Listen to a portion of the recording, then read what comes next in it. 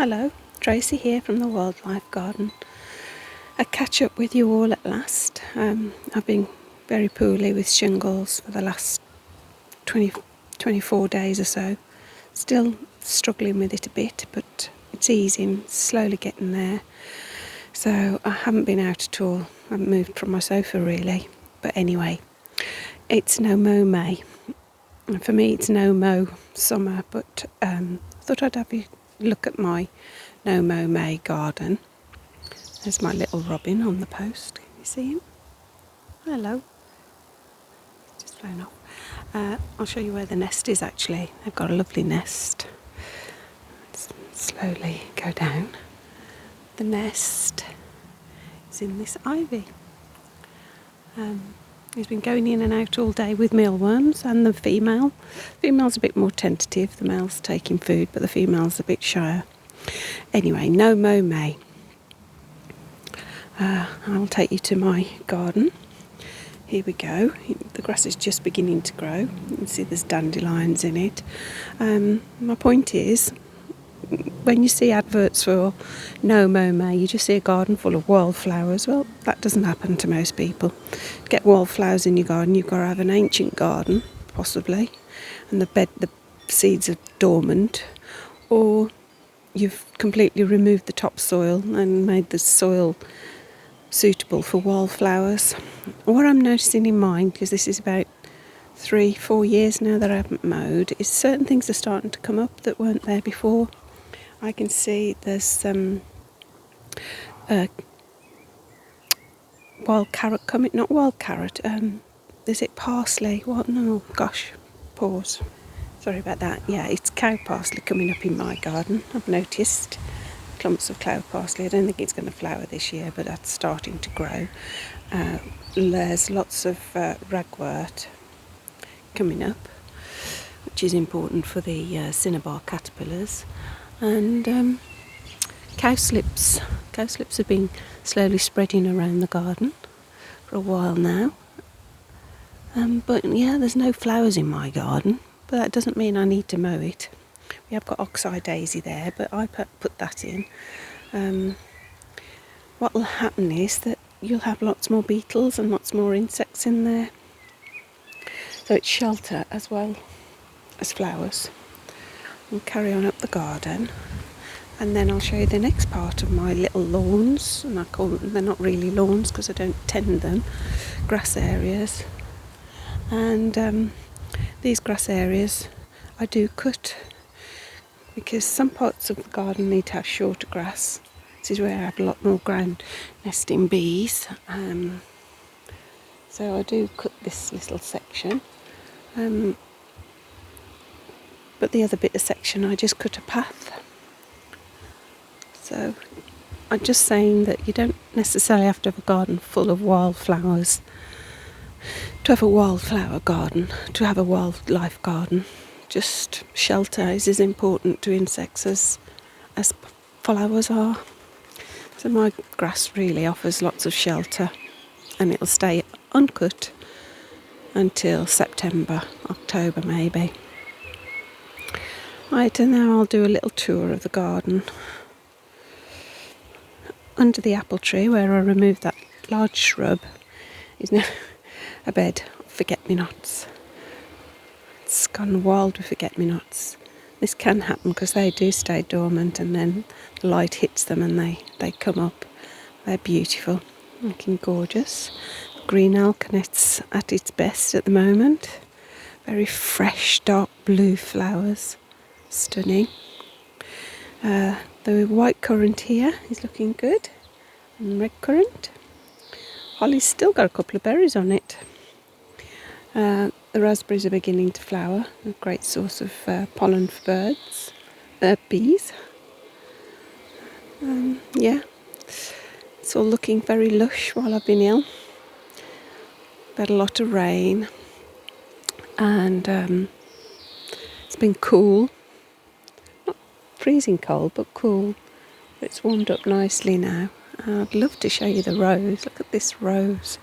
I've never seen so many buds on it. It's going to be absolutely stunning when it opens. I think the frost that we had early in the year, in February, that really cold spell has triggered it into life. You can hear the noise in the background. That's the people still working on the multi-storey flats that are near us. Going up into the unkept part. The green alkanet, fantastic, but not been much activity on it. There's a little mason bee, I think, there. So one or two hoverflies. I can see hairy-footed flower bees. The male trying to catch the female, who's collecting pollen. Joe Ashton's just on Wild Your Garden has put a fantastic video up of a female collecting pollen and brushing it off her legs into the pollen sacs. Well, really worth watching. Fantastic little bit of footage. I think the last time I spoke to you I mentioned about leaving my rhubarb, which is in a pot anyway, to flower. This is the flower. Look at it, it's amazing. I don't mind it flowering. Honesty's just coming out, more dandelions, lots of jack by the hedge coming up here, and some more honesty, the dead hedge.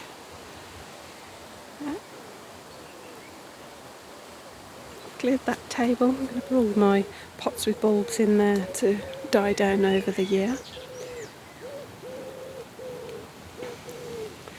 Everything seems a bit delayed this year.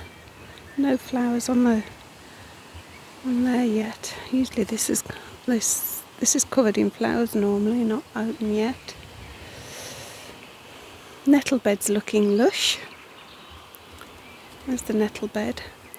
Cut all the blackberries right back. Just beginning to sprout over there.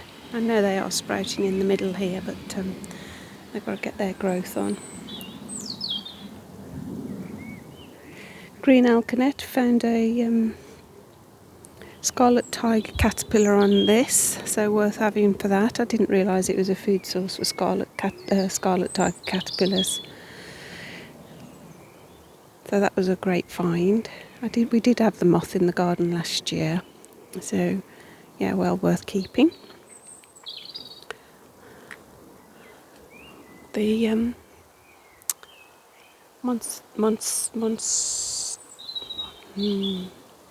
Clematis monstrata, something is coming into flower. It's funny because this is the south side of it, and yeah, all the flowers are open. A lovely little hoverfly feeding on it there. Didn't think much fed on this, but there's a hoverfly feeding nicely on it. And on the opposite side, as we come through the arch, it's still in bud, because that's north facing.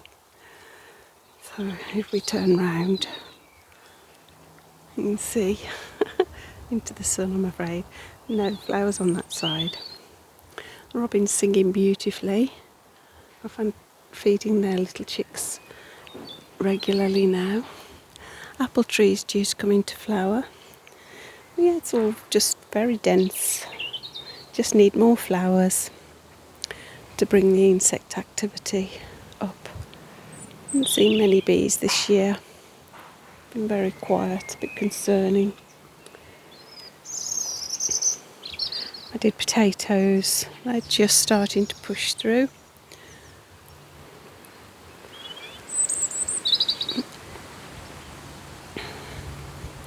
This is full of stuff at the moment. I think I'm not sure if they're leeks or onions grown in there, and lots of herb robert and forget-me-nots, but my tomatoes will go in there eventually. I planted carrot in here, that's coming up nicely.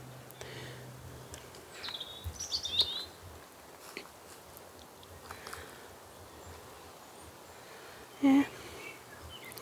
Still haven't finished cutting things back because I've been so ill. We had a bit of a disaster on this. The snow broke a massive branch off, but it's flowering lovely now. There's another hairy-footed female. So yeah,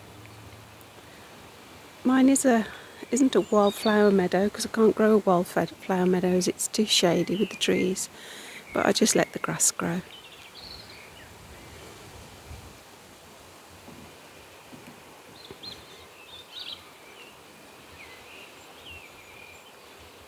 All looking so lush, isn't it? May's just lush time in the garden. Oh, dandelions are the main flower in the garden at the moment. Tulips are just going over. Daffodils have all gone, crocuses have all gone. And that's it. Short catch up. Sorry it's not much detail.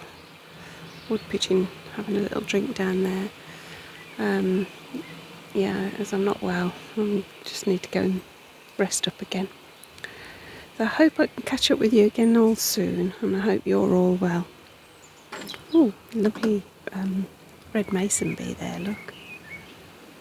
I'm looking at that, oh, it's just gone in a little hole. Going in. So that was a nice spot to finish on. Take care everyone. Bye for now.